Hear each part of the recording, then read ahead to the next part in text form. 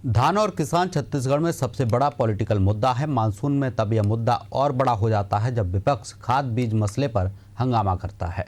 अभी सरकार विपक्ष के इन सवालों से पूरी तरह उबर भी नहीं पाई थी कि फसल बीमा को लेकर नई फजीयत शुरू हो गई है। फसल बीमा पर सरकार ही क्यों हो रही है फजीयत, देखिए रिपोर्ट।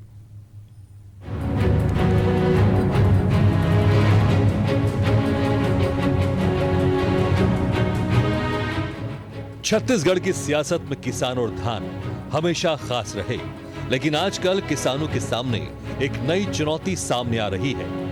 किसानों से जबरदस्ती पीएम फसल योजना का फॉर्म भरवाया जा रहा है। खासकर शॉर्ट टर्म लोन वाले किसानों को बीमा कंपनियां लगातार परेशान कर रही है। किसान नेताओं का आरोप है कि सरकार बीमा कंपनियों को फायदा पहुंचाने के लिए किसानों पर दबाव बना रही है। प्रधानमंत्री फसल बीमा योजना के लिए 31 जुलाई अंतिम दिन था और ज़्यादातर जो किसान हैं उन्होंने बीमा नहीं कराना है। इस बाबत हिंदी में जो प्रारूप होता है वह फॉर्म अपनी अपनी समितियों में भर के जमा कर चुके थे। चूँकि फसल बीमा योजना किसानों को करना है नहीं करना है ये ऐच्छिक है, लेकिन ज़्यादातर किसान नहीं कराना है इसलिए वो फॉर्म भरे थे।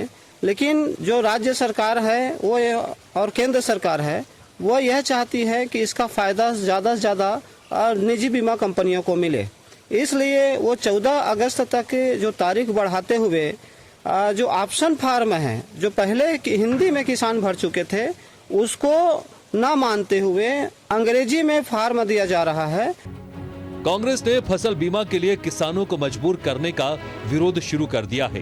उनका कहना है कि बीजेपी की डबल इंजन की सरकार में किसानों की परेशानियां बढ़ती जा रही हैं। सरकार बीमा कंपनी के एजेंट की तरह काम कर रही है। अगर किसान नहीं चाहता फसल बीमा करना तो जोर जबरदस्ती क्यों? पूरे प्रदेश में किसान परेशान हैं और जबरदस्ती फसल बीमा करने की और प्रीमियम उसके खाते से काटने की शिकायत कर रहे हैं। सरकार की भूमिका को लेकर भी सवाल उठा रहे हैं कि सरकार बीमा कंपनियों के एजेंट की तरह काम कर रही है, उन्हें फायदा पहुंचाने के लिए काम कर रही है। अगर किसान नहीं चाहता फसल बीमा करवाना तो जोर जबरदस्ती क्यों? खास करके उन किसानों को जो शॉर्ट टर्म लोन लिए हैं जबरदस्ती बीमा कर दिया जा रहा है, प्रीमियम की राशि से खाते से काट दी जा रही है। किसान वैसे ही खाद नहीं मिलने से परेशान है, नकली खाद बीज से परेशान है। ऐसे में सरकार को यह रवैया किसान विरोधी है। सरकार को किसानों की चिंता करनी चाहिए, बीमा कंपनियों के फायदे के लिए उनको काम नहीं करना चाहिए।